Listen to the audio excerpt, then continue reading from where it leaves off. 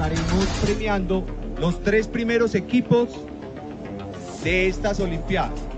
El campamento con las Olimpiadas de Brigadas de Emergencia ha cumplido la expectativa tanto personal como de todos los participantes. Las personas que hacemos parte del grupo 7 nos hemos sentido acogidos por Positiva, encontrando instructores con conocimiento amplio, lo cual lo transmiten de forma eficaz y eficiente. Este trabajo en equipo yo creo que es emocionante y se aprende mucho porque es aprender a liderar, que es algo muy difícil, aprender a escuchar, que es algo mucho más difícil, pero sobre todo yo creo que lo que pasó en el campamento en general fue poder disfrutar en general todas las actividades, vivirlas al máximo. Realmente es una experiencia maravillosa, grandiosa, es la viva respuesta de cuando nos lo proponemos de corazón lo logramos. Este es mi equipo, este premio es por ellos, es para la brigada que está ya esperándonos, somos 34 y todos tenemos todas las capacidades y funcionalidades para hacerlo y marcar la diferencia. Gracias por estos espacios, gracias por fortalecer nuestros conocimientos y vamos a seguir marcando la diferencia en esta brigada de Red Salud.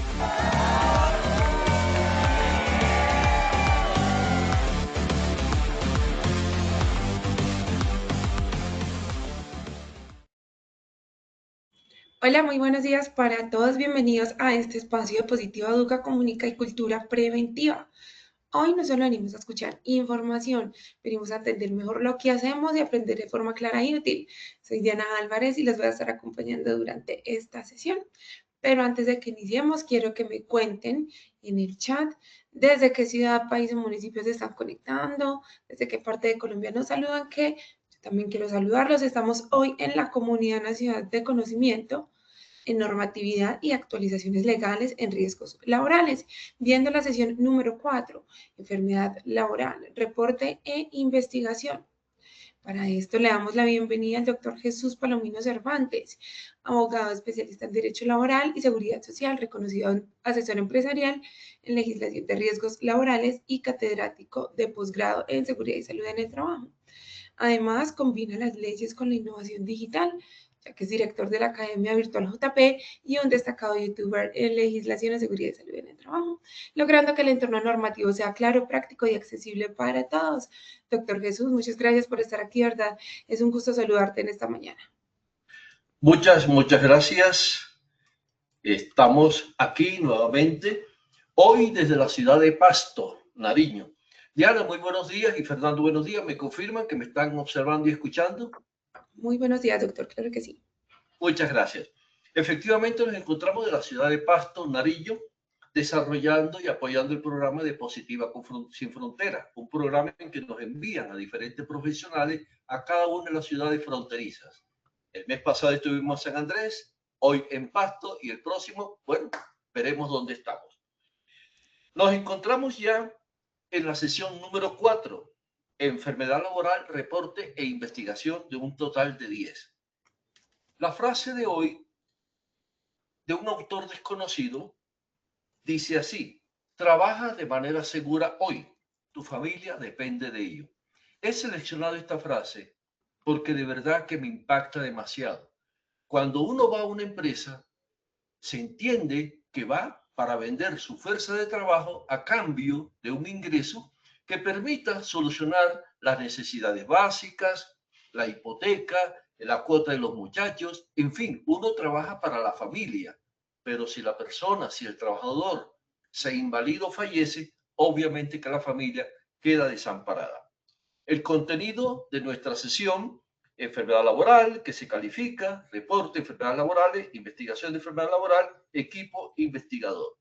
Nuestros objetivos: estudiar los formatos para el reporte e investigación de la enfermedad laboral, determinar la conformación del equipo investigador de la enfermedad laboral y brindar herramientas para el correcto reporte e investigación de la enfermedad laboral. Pero parece, Diana, que he cometido un pequeño error, porque no te he invitado para que hagamos la evaluación de ingresos. Adelante, Diana.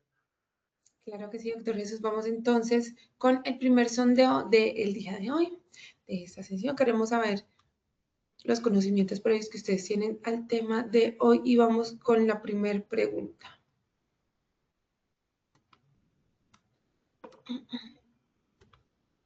La norma que determina cómo debe conformarse el equipo investigador de la enfermedad laboral es A. Resolución 1401 del 2007, B. Decreto 1295 de 1994, C. Ley 1562 del 2012 o D.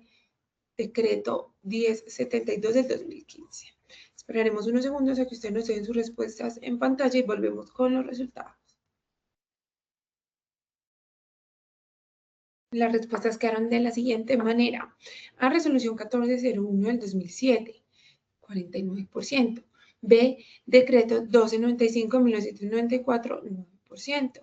C. Ley 1562 del 2012, 16%. D. Decreto 1072 del 2015, 26%. Perdona, Diana, ¿me repite los porcentajes más alticos? Que no los escuché. 49% la opción A. Sí. Vamos entonces con la segunda pregunta de este sondeo inicial. El concepto de rehabilitación debe expedirse antes de cumplirse. A. 30 días antes de incapacidad. B. 60 días antes de incapacidad. C. 90 días de incapacidad. D. 120 días de incapacidad. Esperaremos unos segundos a que usted nos den sus respuestas en pantalla. Las respuestas quedaron de la siguiente manera. A. 30 días de incapacidad, 32%. B. 60 días de incapacidad, 5%. C. 90 días de incapacidad, 14%. Y D. 120 días de incapacidad, 48%. Vamos entonces con la tercera y última pregunta de este sondeo inicial. En el equipo investigador de la enfermedad laboral debe participar A. El jefe del trabajador. B. Un representante del COPAST. C. El responsable del Sistema de Gestión de Seguridad y Salud en el Trabajo. D. Todas las anteriores. Esperaremos unos segundos a que usted nos den sus respuestas en pantalla y volvemos con los resultados. Las respuestas quedaron de la siguiente manera. A. El jefe del trabajador, 0%. B. Un representante del COPAST, 2%. C. El responsable del Sistema de Gestión de Seguridad y Salud en el Trabajo, 9%. Y D. Todas las anteriores, 89%. Muy bien, muchas gracias a quienes fueron partícipes de este sondeo inicial. Ahora sí, iniciemos con esta sesión. Doctor Jesús, este espacio es todo tuyo, te escuchamos. Muchas gracias, Diana. Bueno, vamos a iniciar hoy a hablar sobre la enfermedad laboral. Antes, discúlpame, Diana, pero como estoy en Pasto y por acá la conexión es un poquito distante, confírmeme, ¿me están escuchando y observando? Sí, señor, claro. Muchas gracias, muy amable. Le presento disculpas a toda la audiencia, pero en esto de los en vivo siempre nos puede ocurrir. Veamos.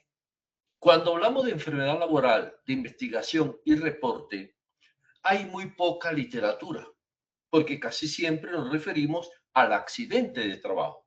Es por eso que esta sesión está dedicada exclusivamente al reporte y la investigación. Por ello, revisemos la definición que de enfermedad laboral nos trae la ley 1562 de 2012 en el artículo 4, que nos dice, palabra más, palabra menos, que es aquella que se adquiere cuando nos exponemos a unos factores de riesgo y que la enfermedad, a diferencia del accidente, se va causando paulatinamente. Observen que usted puede decir, yo vi cuando se cayó, yo vi cuando le golpearon, yo estaba a su lado cuando él, en cambio, usted no puede decir, yo vi cuando adquirió la enfermedad. No, la enfermedad se va adquiriendo paulatinamente. Esa es la diferencia entre accidente de trabajo y enfermedad laboral. Ahora, toda enfermedad o accidente se consideran de origen común mientras no sea calificada. Esto es importante que lo conozcamos, porque en ocasiones el trabajador dice, como estoy trabajando en un ambiente lleno de polvo y no puedo respirar, ya tengo una enfermedad laboral y me voy para la ARL. No, no, no. Primero usted tiene que ir, porque así lo ordena la ley, a su EPS, IPS, allí su médico tratante lo va atendiendo y luego, al cabo de 180 días de incapacidad, o antes, ya explicaremos cuándo, la EPS califica. Entonces, observemos. El artículo 12 del decreto 1295, el 94, nos dice claramente, Toda enfermedad, patología o accidente se consideran común hasta que sean calificados. Ahora, ¿qué se califica? En primer lugar, se califica el origen. Si la enfermedad tiene que ver con el trabajo, será una enfermedad laboral. Pero si la enfermedad no tiene nada que ver con el trabajo, será una enfermedad común. Por ejemplo, yo trabajo en una bodega, levanto pesos, cargas y tengo una lesión en mi columna. Cuando me califiquen, puede determinarse que esta enfermedad es laboral. Pero si por el contrario, en mi casa yo tengo un puesto de comida de perros calientes y todos los días tengo que ir al mercado a comprar los insumos, la papa, los elementos y levanto pesos y me afecto en la columna, si la exposición ha sido continua, prolongada, al calificar, lo más probable es que me digan que la enfermedad es común. Entonces, ¿qué se califica? Primero, el origen, que puede ser común cuando no tiene nada que ver con el trabajo o laboral. Segunda, criterio para calificar, la PCL. PCL significa pérdida de capacidad laboral. Ustedes y yo, en teoría, tenemos el 100% de nuestra capacidad laboral, pero en la medida que nos accidentamos o tengamos una enfermedad, podemos ir perdiendo ese porcentaje de capacidad laboral. Sabemos que cuando se pierde el 50% o más, seremos declarados inválidos, tanto para evento común como para laboral. Entonces, la PCL es la pérdida de la capacidad laboral. Y por último, la fecha de estructuración de invalidez. Quiere decir, a partir de qué fecha, día, mes y año, la persona adquiere el derecho para poder reclamar las prestaciones económicas o las demandas a que dé lugar. Un aspecto importante que debemos tener en cuenta en la charla de hoy es el concepto de rehabilitación. Aquí estoy mostrando en pantalla el artículo 22352 del decreto 180 de 2016. Recordemos que el decreto 180 es el decreto único reglamentario del sector salud. Permítame decirlo de la siguiente manera. Cuando usted está incapacitado, por decir, vamos a poner un ejemplo, usted tiene una afectación en su brazo derecho que no lo puede extender. Su médico le ha enviado o le ha entregado unas medicaciones, le ha ordenado unas terapias y aceptemos que le han practicado una intervención quirúrgica. Pues bien, usted viene siendo incapacitado. Ojo, estoy hablando inicialmente de enfermedad laboral. En el día más o menos 120, el médico o antes tiene que hacerle un examen a usted y determinar si el tratamiento, la medicación, la intervención quirúrgica han tenido éxitos y usted probablemente va a continuar recuperándose. Entonces le emite lo que conocemos con el nombre de concepto de rehabilitación favorable. Pero supongamos que en el momento que el médico, repetimos, antes del día 120, porque es un término que la ley ha considerado, el médico le pide a usted que levante el brazo, que lo extienda, y el paciente dice, no puedo, doctor, no puedo, no puedo. Entonces el médico dice, maestro, señora, le hemos brindado las mejores atenciones, los mejores tratamientos, las mejores terapias. Consideramos que usted ya no se va a recuperar. Por tanto, voy a emitir un concepto de rehabilitación desfavorable. Por esa razón, el artículo 22352 del decreto 180 considera o impone al médico tratante que antes de cumplirse el día 120, y esa fue una de las preguntas, debe emitir el concepto de rehabilitación, señalando solamente en la pantalla indico lo que conviene para la charla, las secuelas si pueden ser ese tratamiento bueno, regular o malo. Entonces, el concepto de rehabilitación, mediante el cual el médico tratante determina si usted va a continuar recuperándose o no, debe emitirse antes del día 120. Y esa fue una de las preguntas. Ahora, cuando el concepto es favorable, recuerde que dijimos en el día 120, el médico le hace un examen al paciente y si es favorable emite concepto de rehabilitación, es favorable obviamente, y si la persona no se ha recuperado y no hay posibilidad de recuperarse, emite concepto desfavorable. Cuando el concepto es favorable, esto es importante, las incapacidades posteriores al día 181 las paga el fondo de pensiones hasta el día 540.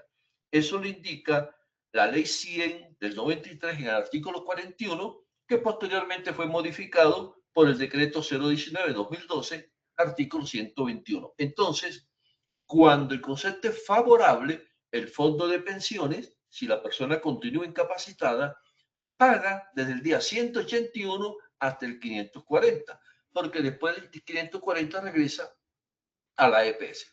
En cambio, si el concepto es desfavorable por evento común, el fondo de pensiones no paga. Vamos a hacer un repaso de lo que hemos comentado. En el día 120 de incapacidad común, repetimos, evento común, el médico debe emitir el concepto de rehabilitación, que puede ser favorable o desfavorable. La persona continúa incapacitada, para el ejemplo que estamos presentando, y acercándose el día 150, la EPS remite el caso al fondo de pensiones, señalándole, señores fondo de pensiones, remitimos el caso al señor Jesús Palomino, quien acusa la patología XX con concepto favorable o desfavorable y acumula tantos días de incapacidad. Ahora, esta carta es importante porque si el concepto es favorable, la EPS le está diciendo al trabajador, diríjase a su fondo de pensiones para que le siga pagando las incapacidades posteriores al 181. Pero si el concepto es desfavorable, entonces el fondo ya no va a pagar. ¿Qué pasa con ustedes como empresa si un concepto es favorable? Pues lógicamente tienen que hablar con el trabajador, tienen que acercarse al fondo y voy a compartir en la próxima sesión con ustedes dos sentencias que recuerdo haber leído en donde la Corte ordenó a los fondos a pagarle al trabajador las incapacidades entre el 181 y 540 cuando el concepto es favorable. ¿Por qué? Porque cuando el concepto es favorable, hemos dicho, no paga el fondo. No paga la ARL porque el evento no es laboral. No paga la EPS porque dijimos que la EPS paga hasta el día 180. Y no paga la empresa porque la empresa solamente paga los eventos que tienen que ver con salud, EPS. Quiere decir que cuando las incapacidades pasan al fondo en el día 181, la empresa no tiene por qué pagar. Entonces, ¿qué pasa?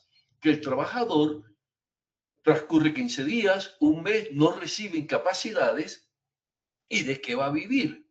Es allí cuando el trabajador interpone una acción de tutela y el juez, por considerar que esta norma, caramba, realmente desprotege, deja sin respaldo económico al trabajador, lo más probable, repito, es que le conceda la razón y ordene al fondo para que lo pague. Pero eso sería solo vía tutela, porque hemos dicho, si el concepto es desfavorable, el fondo no está obligado a pagar. Y acercándose más o menos el día 150, 60, 70, llega a la empresa la famosa carta de la EPS que dice, con la finalidad de calificar la patología del señor fulano de tal, envíenos los siguientes documentos. Primero, análisis de puesto de trabajo. ¿Qué pasa? Recuerden que el trabajador, en el caso que acabamos de decir, que trabaja en bodega, pero también tiene un puesto de perro caliente en la casa, levanta pesos. Entonces, como él levanta pesos en la empresa, pero también levanta cargas, pesos en el trabajo, una de las dos actividades tiene que haber influido en mayor porcentaje para generar su enfermedad. Entonces, el análisis de puesto de trabajo, que antes lo hacían las GRL, hoy lo hacen las empresas, determina, usted contrata un oficio y esa persona va y observa al trabajador todo un día completo.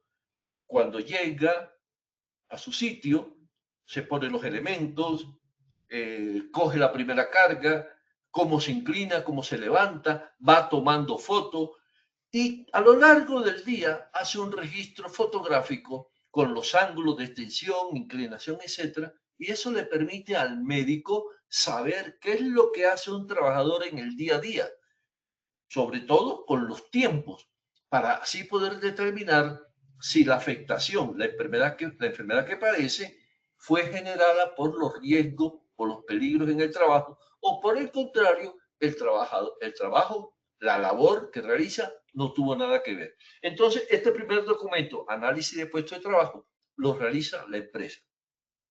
También solicitan certificación de cargos.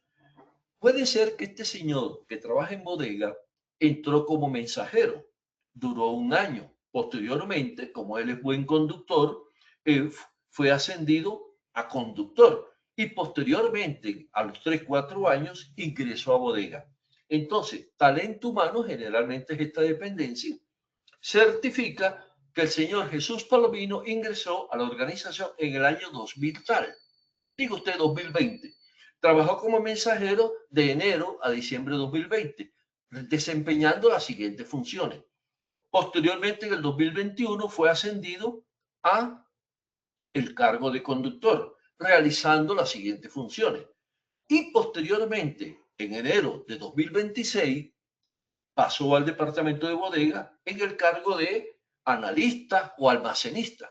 Mire que con esta descripción de tiempos y funciones, el médico ya tiene una idea. Ah, caramba, este señor lleva 5 años en la empresa, pero apenas lleva 6 meses levantando cargas. Entonces, el médico cruza la información recibida en el análisis de puesto de trabajo y la certificación de cargo, y eso le va dando una idea si la exposición que a las cargas le ha generado la enfermedad en el trabajo o en casa. Pero además también solicita la historia clínica. Y recordemos, como la historia clínica es confidencial, la empresa, si no la tiene, le informa a la EPS que puede solicitarla en tal IPS. Por ejemplo, usted como empresa ha contratado con la IPS Cruz Blanca o Cruz Amarilla la realización de los exámenes médicos clínicos de sus trabajadores. Y allí reposa la historia clínica de todos sus trabajadores, en especial el trabajador del que estamos hablando. Entonces usted le informa con relación a la historia clínica, dado que la empresa no la conserva por la confidencialidad de la misma, favor remitirse a la IPS Cruz Amarilla, dirección tal, donde se la pueden entregar. Y en ocasiones también solicitan identificación de riesgos psicolaborales. Entonces, las baterías, una psicóloga, y estos no son los únicos documentos que pide la EPS para calificar. Puede solicitar muchos más documentos. Estoy aquí haciendo un resumen, una sinopsis de los que más comúnmente se solicitan. Enviada esta documentación, la EPS en el día 180 califica. ¿Qué califica? Ya dijimos, el origen. Y si el origen es común, la persona pasa ahora al fondo de pensiones. Fondo de pensiones que le va a seguir pagando incapacidades hasta el día 540, siempre y cuando el concepto de rehabilitación sea favorable. Y después del día 540, regresa nuevamente el pago de incapacidades a la EPS. Y en el evento que sea laboral, la calificación, lógicamente el caso lo toma la ARL y en ambos casos, ¿hasta cuándo? Hasta cuándo se rehabilite la persona, porque ya estando rehabilitada no la vamos a mantener calificada, incapacitada. Segundo, se demuestre la imposibilidad de rehabilitación, quiere decir la persona ya no tiene, no puede, su cuerpo, su organismo no da más. Entonces, como ya no se puede rehabilitar definitivamente, pasamos a la calificación. ¿Y calificamos para qué? Para saber la PCL, pérdida de capacidad laboral, cuánto ha perdido. Si ha perdido menos del 50, entre el 5 y el 49,9, se le paga una indemnización, un pago único. y si ha perdido el 50 o más, tiene derecho al pago de una pensión de invalidez. Y el último evento, obviamente, es su muerte. Entonces, este es un esquema muy general, muy global, en el cual estamos indicando cómo llega a calificarse en el origen la enfermedad. Un dato importante que debemos tener en cuenta es lo preceptuado por el artículo 22362 del decreto 780 de 2016, que nos dice, cuando el concepto de rehabilitación, repito, cuando el concepto de rehabilitación es desfavorable, inmediatamente debe calificarse. Recordemos que dijimos que en el día 120, máximo el día 120, el médico tratante debe emitir el concepto de rehabilitación. Si este es desfavorable, ¿para qué vamos a continuar incapacitándolo y esperando el día 180 para la calificación? No, de inmediato la EPS debe calificar. Y si no lo hace, usted como trabajador, usted como empresa, vaya a la EPS, soliciten una cita con su médico tratante o con auditoría médica, con gerencia de EPS, con el médico laboral, en fin, soliciten para que la EPS califique, para no tener que esperar hasta el día 180. Y el fundamento legal, el fundamento jurídico, para que se pueda calificar en el día 120 o antes, es el decreto 180 de 2016, artículo 22362. ¿Por qué les comento esto? Porque a veces llegamos a empresas a asesorar y encontramos personas incapacitadas que tienen 170, 175 días de incapacidad con concepto desfavorable que fue emitido en el día 120. Entonces, miren la ventaja para el trabajador y la empresa que pueda ser calificado tan pronto se emite el concepto de rehabilitación desfavorable. Entremos entonces en materia. ¿Cómo se reporta la enfermedad laboral? Bueno, la ley novena de 1979 señala en el artículo 84 que todo empleador tiene que registrar y notificar los accidentes y enfermedades ocurridos a sus trabajadores. Allí tenemos una primera norma que nos obliga. Luego, el decreto 1295-94, el artículo 62, artículo que ustedes conocen muy bien, señala que el accidente de trabajo y la enfermedad diagnosticada como laboral deben reportarse a la EPS y a la ARL dentro de los 2 días hábiles siguientes. Aquí tenemos un pequeño problema, porque nos dice, o diagnosticada la enfermedad. La enfermedad se diagnostica y se califica, pero al parecer, es mi concepto, espero equivocarme, los redactores del decreto ley 1295-94 se equivocaron, quizás quisieron decir se califica la enfermedad, porque cuando la enfermedad se diagnostica es cuando se le da el nombre a la enfermedad. Por ejemplo, espero no equivocarme ahora, si la persona trabaja en un molino aspirando polvillo y no puede respirar, el médico le dice, maestro, usted tiene un EPOC, enfermedad pulmonar obstructiva crónica. O sea, le acaba de decir el nombre de la enfermedad. Ese es el diagnóstico. Doctor, me duele la columna. Doctor, no puedo hablar. Entonces, el médico da el nombre de la enfermedad, diagnostica. Pero cuando aquí el artículo dice, se diagnostica la enfermedad como laboral, porque ese es el título de este artículo, nos deja con una sensación, con una confusión. Pero tranquis, que ya la vamos a aclarar. Igualmente recuerden que usted tiene que reportar el accidente de trabajo grave y mortal al Ministerio del Trabajo dentro de los 2 días hábiles de su ocurrencia. Y el artículo 22417 del decreto 1072 nos impone esta obligación. Este mismo artículo señala al final del texto, lo dice, o recibo del diagnóstico de la enfermedad. Entonces, nuevamente nos repiten el error. Si la enfermedad es diagnosticada como laboral, vamos a poner este ejemplo vamos a analizarlo con este gráfico para que ojalá quede claro. Repetimos, usted tiene un trabajador que labora en un ambiente lleno de humo, polvos, gases, vapores. Supóngase que trabaja con productos químicos. Cuando ese trabajador va a su médico tratante, allá le diagnostican, le identifican, le califican la enfermedad, ya sea una enfermedad de sus pulmones, o sea una enfermedad de la piel, o sea una enfermedad de la vista, dependiendo de la enfermedad que tenga. El diagnóstico significa, lo estoy diciendo con mis términos comunes porque yo soy abogado, no soy médico, espero me disculpen, el diagnóstico significa darle un nombre a la enfermedad.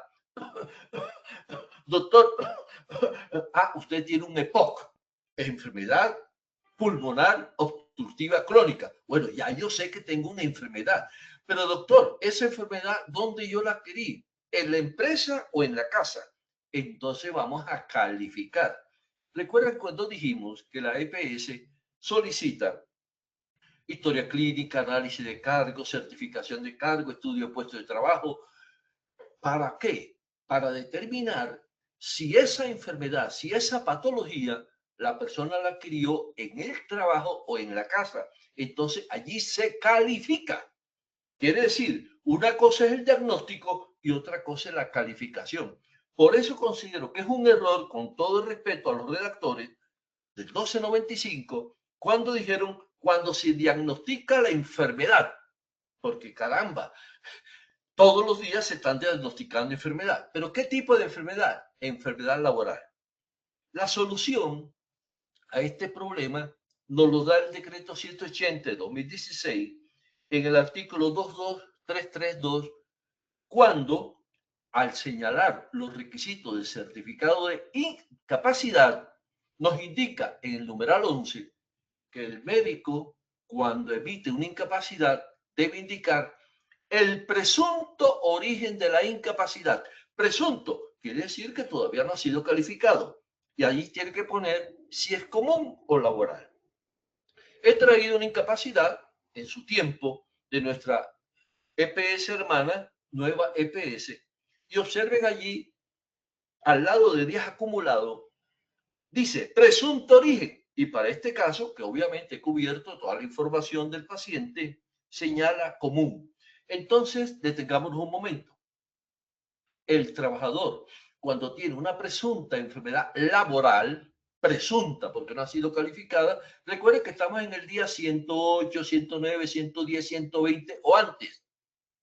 El médico tiene que emitirle la incapacidad indicando presuntamente, o sea, cuál pudiera ser el origen. Porque el trabajador ha venido diciendo que trabajo levantando peso en el almacén, que trabajo soldando en mi empresa o que trabajo en un ambiente lleno de humo, de polvo. Entonces, como usted se enteró en este momento de la presunto origen, supongamos que sea laboral, obviamente que allí nace la obligación de reportar esta enfermedad a la ARL. Tomémonos un tinto, seamos amigos.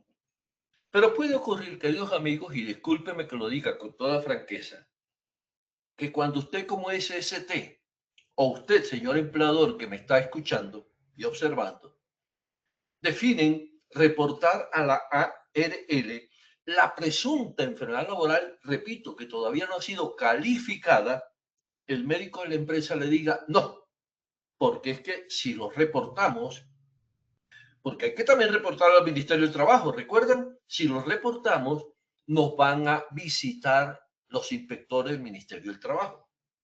Yo no estoy de acuerdo con esta posición. He tenido ciertos encuentros con colegas, divergencia, porque yo pienso que debemos actuar en beneficio del trabajador, no tanto de la empresa. Me explico. Si usted tiene un molino que está generando polución y le está creando a su trabajador enfermedades, usted tiene que intervenir. Si se están presentando estas enfermedades, y yo no la reporto al Ministerio del Trabajo, obviamente viene otro trabajador, otro trabajador, otro trabajador, y luego, cuando ya sea calificado por la Junta de Calificación Regional y luego la nacional, ha pasado tanto, pero tanto tiempo, que posiblemente el trabajador ya haya fallecido o su recuperación no sea posible. Ahora, usted me dirá, pero ¿por qué el Ministerio del Trabajo me va a ayudar? Sí, porque cuando él le visita, son unos ojos externos diferentes. Él llega y de inmediato dice, quiero ver el sitio donde está laborando el trabajador, y allí va a encontrar irregularidades y va a imponer un plan de mejoramiento. Lógicamente, al imponer el plan de mejoramiento, usted como empresa, pues actúa, y al actuar y al intervenir, corta de raíz, de tajo, la causa del problema, o sea, mejorando las condiciones, y los trabajadores no van a enfermar más. Bueno, como ya el tiempo está avanzando y me quedan pocos minutos, muestro a continuación el formato de informe de enfermedad laboral de nuestra ARL, que usted puede solicitar a su ejecutivo, a la persona que le asesora, y voy a presentar de manera muy rápida los campos. Muy parecido al formato de reporte de accidente de trabajo, pero este es especial, formato de informe de enfermedad laboral. EPS a la que está afiliado, administrador de fondo de pensión a la que está afiliado, ARL a la que está afiliado, en este caso positiva, identificación general, obviamente, de la empresa, su razón social, etcétera. Después viene información de la persona a quien se diagnostica la enfermedad, reporte que estamos hablando de el trabajador. Entonces usted puede llenar, si ya fue calificado o fue diagnosticada, se le diagnostica la información, primer apellido, segundo apellido, dirección, departamento, ocupación habitual, salario, honorarios, etcétera. Campo 3 o capítulo 3, información sobre la enfermedad, si fue diagnosticado por el médico de la EPS o el médico de la IPS, el médico de la ERL, el médico de la empresa o un médico particular, apellido y nombre del médico, número de registro, firma del médico, diagnóstico, en fin. Y después viene información sobre los factores de riesgo asociados con la enfermedad o enfermedades. Entonces es una información muy clara, muy detallada. Este es el reporte. Tiempo de exposición en meses en la empresa y frente al factor de riesgo, y así monitoreo relacionado con la enfermedad y lógicamente persona responsable del informe. No, recuerden, no es la 1401 la que nos habla de cómo se hace el reporte. Y pasemos entonces a la investigación. Con respecto a la investigación, como les dije al inicio, no tenemos mucha información jurídica. He consultado, he estudiado este tema, y el único artículo que encuentro aplicable para la investigación de la enfermedad y el equipo que lo debe conformar es el artículo 224632 del decreto 1072 de 2015. Esta fue una de las preguntas. Allí nos dice, para las investigaciones que trate presente artículo, el título del artículo dice investigación de incidente, accidente de trabajo y enfermedad laboral. Como usted dice a mí, en este momento nos interesa es la enfermedad laboral, este es el artículo que nos aplica. Repito, decreto 1072 de 2015, artículo 224632. Lo voy a leer calmadamente. Dice así, para las investigaciones que trate el presente artículo, ¿cuáles investigaciones? Incidente, accidente de trabajo y enfermedad laboral. Entonces a nosotros nos interesa la parte de enfermedad laboral. El empleador debe conformar un equipo investigador que integre como mínimo, 1, al jefe inmediato o supervisor del trabajador accidentado o del área donde ocurrió el evento, a un representante del comité paritario o vigía de seguridad y salud del trabajo y al responsable del sistema de gestión. Cuando el empleador, en el caso de las empresas muy pequeñas, no cuente con la estructura anterior, y esto es importante, deberá conformar un equipo investigador por trabajadores capacitados para tal fin. Entonces revisemos. El equipo investigador estará conformado por el jefe inmediato o superior del trabajador accidentado o del área o de la persona que se ha enfermado. Segundo, el responsable del sistema de gestión. Tercero, representante del COPAS. Este es el equipo mínimo que me exige el decreto 1072 de 2015. Mínimo. Pero como me dice mínimo, yo tengo que aplicar la lógica. Si voy a investigar una enfermedad laboral, el jefe de bodega, ¿qué sabe de enfermedades? El representante del sistema de gestión, a menos que sea médico o enfermera o psicólogo, muy poco sabe de enfermedades. Y por último, el representante del COPAS tampoco sabe de enfermedades. Entonces, aunque ellos no van a estudiar de manera directa la enfermedad, sí requieren el apoyo de personas que le puedan dar una orientación. ¿Y quién mejor que un médico laboral? Un médico especialista en seguridad y salud del trabajo que nos va a indicar no solamente por qué se originó la enfermedad, sino también cómo la podemos prevenir. Y yo agregaría, incluya también al profesional en seguridad y salud en el trabajo. Si la enfermedad es mental, llamamos entonces a un psicólogo, un psicóloga. En fin, el equipo mínimo que me pide el 1072 se encuentra en el artículo 224.632, conformado por el jefe del trabajador, responsable del sistema de gestión y responsable del COPAS. Repito, este es el único artículo que he encontrado en la legislación que me indica cómo se conforma el equipo de investigación de enfermedad laboral. No nos vayamos por el 1401, la 1401, que eso es solo para accidentes de trabajo. Nos vamos por el 1072.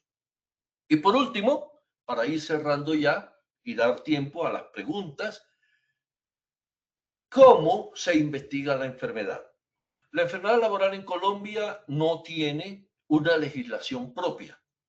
Por ello, nuestra ARL se ha apoyado inicialmente en el protocolo de investigación de enfermedades profesionales del Instituto de Seguridad y Salud Laboral de la región de Murcia y también en el procedimiento de investigación de enfermedades profesionales del Instituto Navarro de Salud Laboral de España.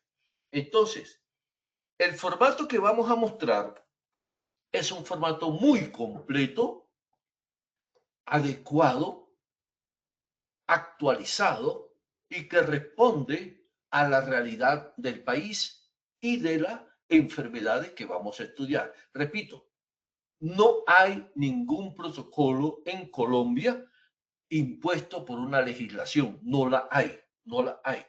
Nuestra ARL se ha apoyado en estas dos instituciones de Navarra y Murcia, españolas, muy serias, muy ordenadas. Por tanto, la investigación que usted va a hacer con nuestro formato, con el formato de la ARL, le brinda a usted una confianza, porque es una investigación que usted va a hacer real y efectiva.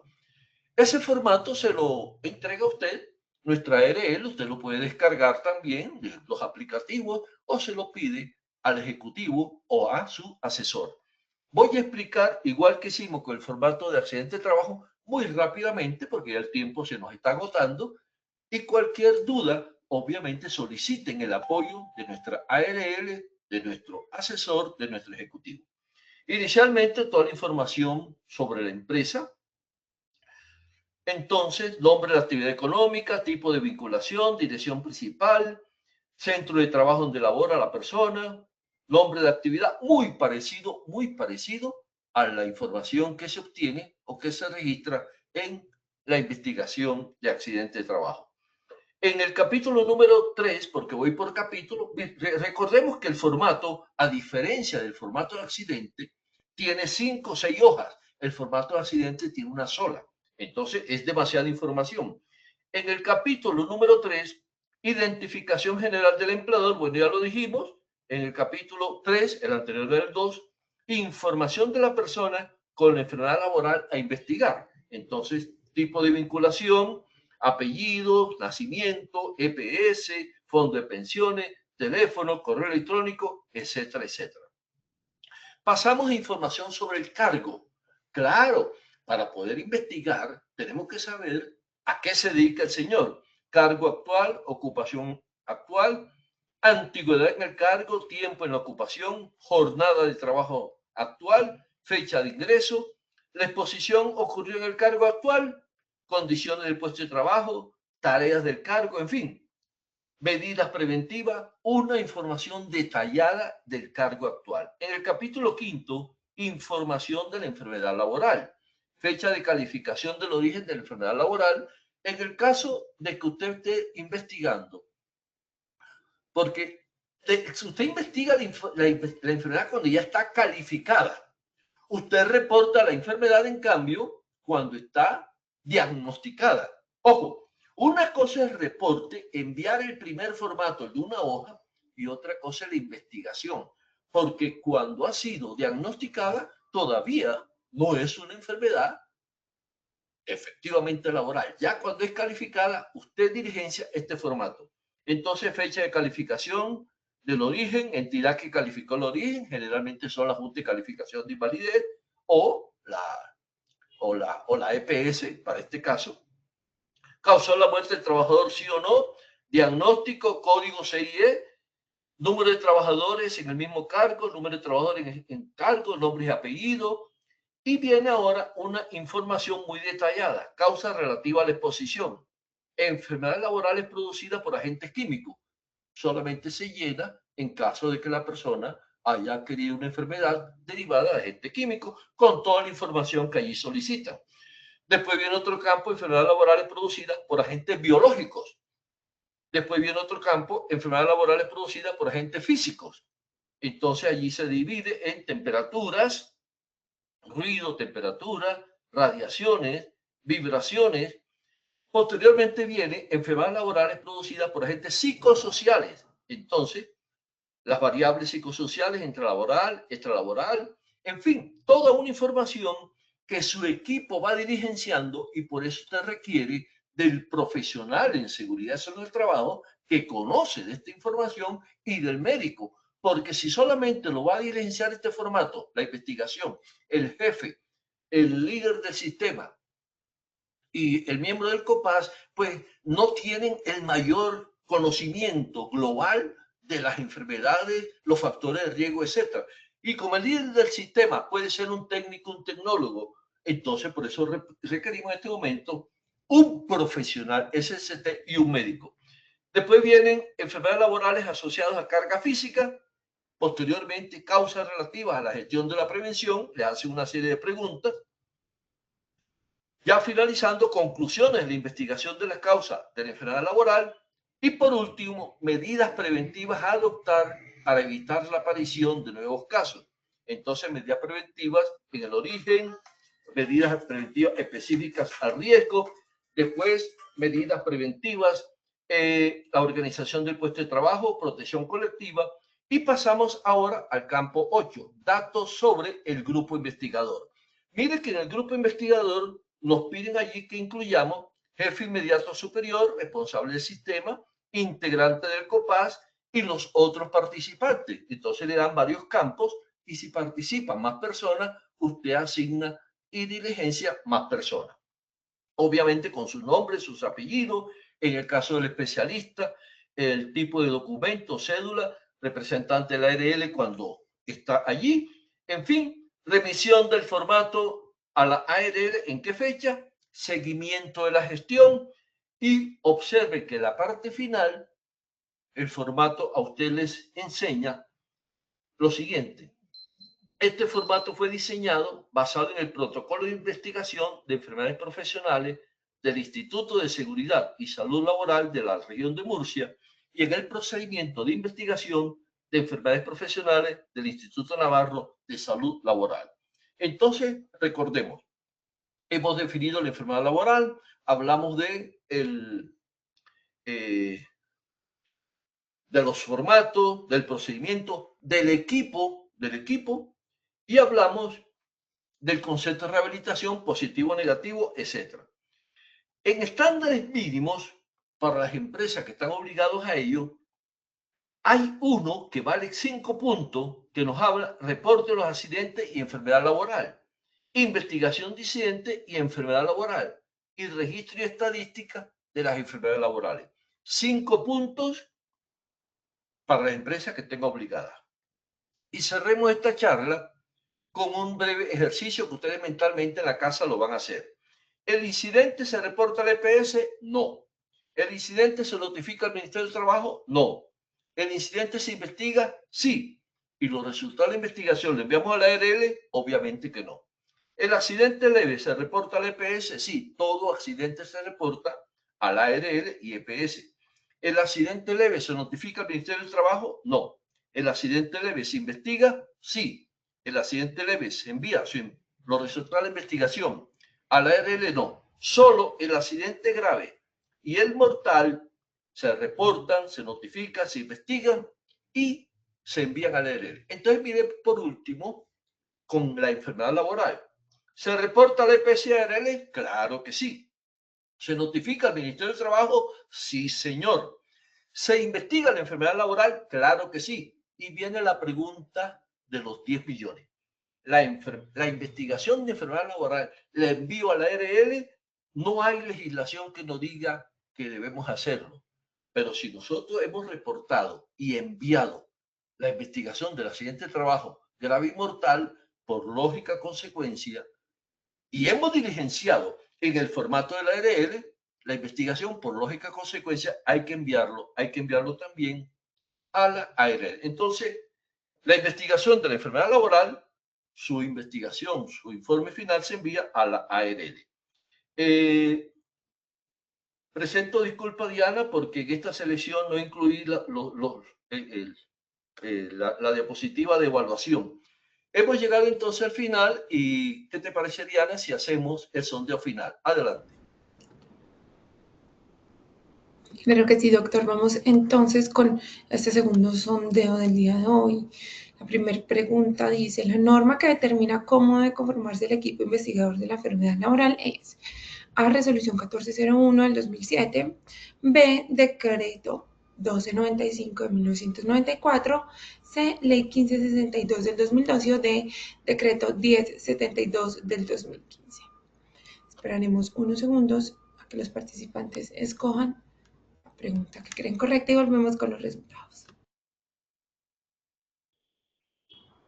Los resultados quedaron de la siguiente manera. A, resolución 1401-2007, 43%. B, decreto 1295-1994, 5%. C, ley 1562 del 2012, 11%. Y D, decreto 1072 del 2015, 42%. Bueno, la respuesta correcta es decreto 1072 de 2015. Recuerden, dijimos, no hay una norma amplia, pero la única que hemos encontrado es uno de los artículos 1072 que nos dice cómo se conforma el equipo investigador. La respuesta correcta es decreto 1072 de 2015, que apenas obtuvo un 42%. Entonces tenemos que reforzar este conocimiento. Gracias, adelante. Vamos entonces con la segunda pregunta. El concepto de rehabilitación debe expedirse antes de cumplirse. A, 30 días de incapacidad. B, 60 días de incapacidad. C, 90 días de incapacidad. O D, 120 días de incapacidad. Esperaremos en unos segundos a que ustedes nos den sus respuestas en pantalla. Las respuestas quedaron de la siguiente manera. A, 30 días de incapacidad, 10%. B, 60 días de incapacidad, 3%. C, 90 días de incapacidad, 6%. Y D, 120 días de incapacidad, 81%. Pero muy bien. La respuesta correcta es la última, la C. El concepto de rehabilitación se emite antes del día 120, que había obtenido un 48%, y ahora, después de la explicación, obtuvo el 81%. Excelente, excelente. Vamos a la última pregunta. La última pregunta dice, en el equipo investigador de la enfermedad laboral debe participar A, el jefe del trabajador, B, un representante del COPAST, C, el responsable del sistema de gestión de seguridad y salud en el trabajo o D, todas las anteriores. Esperaremos de nuevo unos segundos a que los participantes nos den la respuesta en pantalla. Las respuestas quedaron de la siguiente manera. A, el jefe del trabajador, 1%. B, un representante del COPAST, 1%.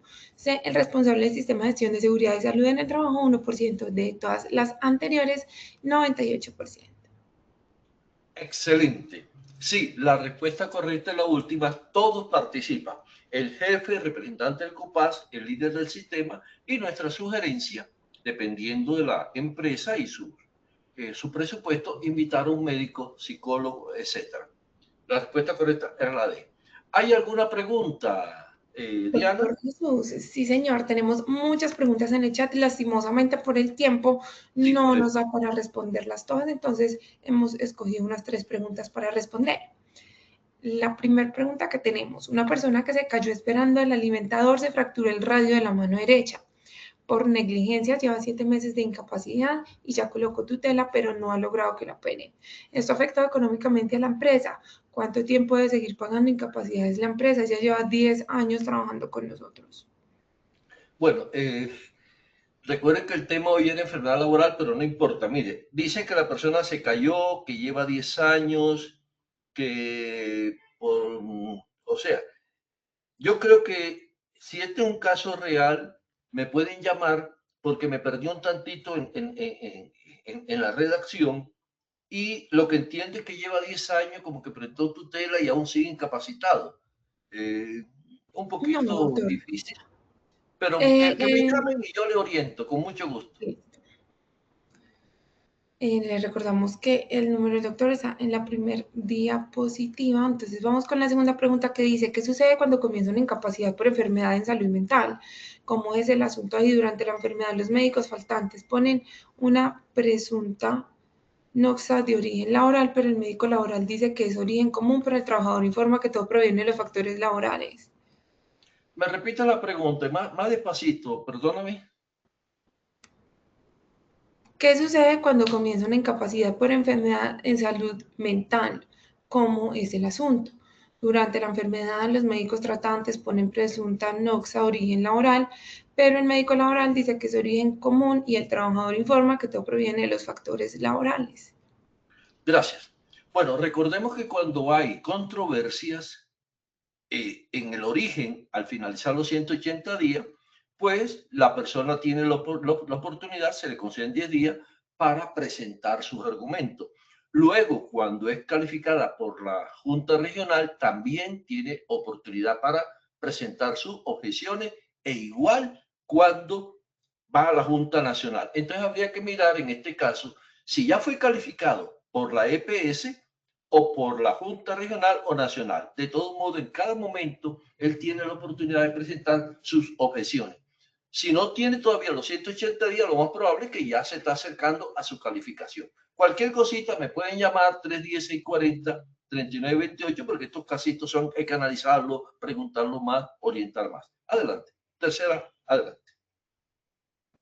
Vamos con la siguiente pregunta. ¿Qué debe hacer una trabajadora que en reiteradas ocasiones manifiesta dolor en el puesto de trabajo en el que se le ha reubicado, pese a que el análisis de puesto de trabajo indica que no se le debe ubicar en ese puesto? Bueno, aquí hay algo importante. Toda empresa debe tener un programa de rehabilitación y reincorporación laboral.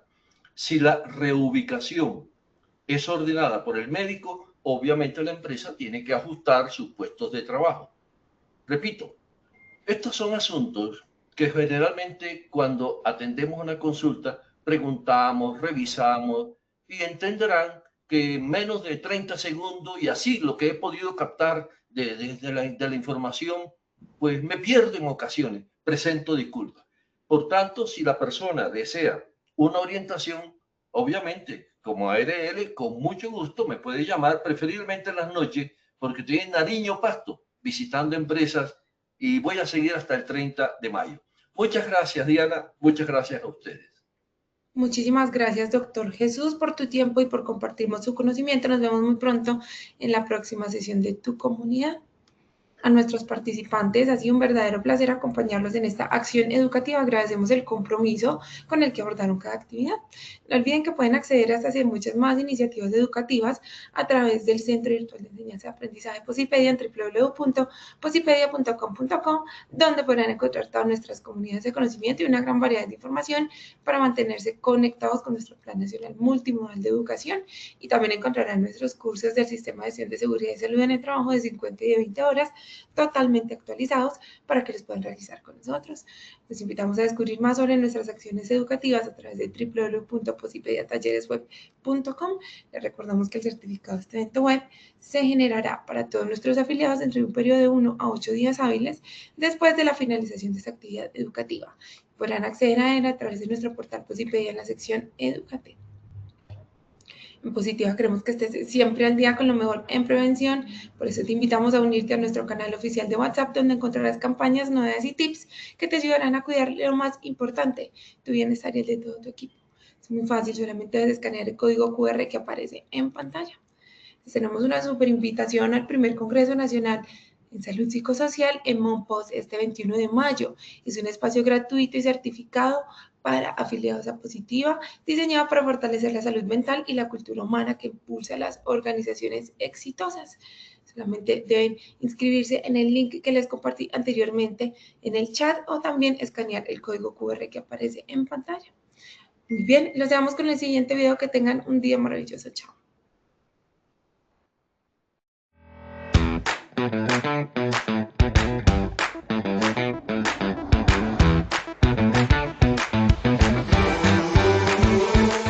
En Positiva Compañía de Seguros, sabemos que un entorno laboral seguro comienza con personas bien informadas, comprometidas y en constante aprendizaje. Por eso, hemos creado un espacio donde el conocimiento se comparte, se fortalece y se transforma en acción. Te invitamos a conocer la Red Nacional de Comunidades de Enseñanza y Aprendizaje en Seguridad y Salud en el Trabajo, una iniciativa que impulsa el desarrollo del aprendizaje autónomo y colaborativo adaptado a los desafíos reales del mundo laboral actual. A través de esta red, podrás acceder a rutas de conocimiento especializadas, organizadas desde un nivel básico hasta un nivel avanzado, diseñadas para acompañarte paso a paso en el fortalecimiento de tus competencias en SST. Cada ruta se ha construido con el acompañamiento de especialistas de amplia trayectoria en programas del Sistema de Gestión de la Seguridad y Salud en el Trabajo SGSST y en múltiples sectores económicos, garantizando que el conocimiento que recibes sea pertinente, actualizado y aplicable a tu contexto. Aquí, el aprendizaje no es un evento aislado, sino un proceso continuo y dinámico. Por eso, promovemos acciones educativas multimodales que combinan lo mejor de la formación presencial y virtual. Tienes la posibilidad de formarte desde cualquier lugar y a tu propio ritmo para transformar tu aprendizaje en una oportunidad de multiplicar tu conocimiento. Y lo mejor, no estarás solo. Haces parte de una red que conecta a más de 54 comunidades de conocimiento a lo largo del país. Cada comunidad se enfoca en temas clave de seguridad y salud en el trabajo y está compuesta por profesionales, líderes, brigadistas, docentes, aprendices y trabajadores comprometidos con la prevención.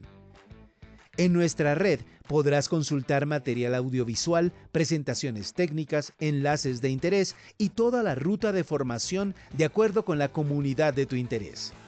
Imagina poder compartir experiencias, resolver dudas y construir soluciones junto a personas que enfrentan los mismos retos que tú.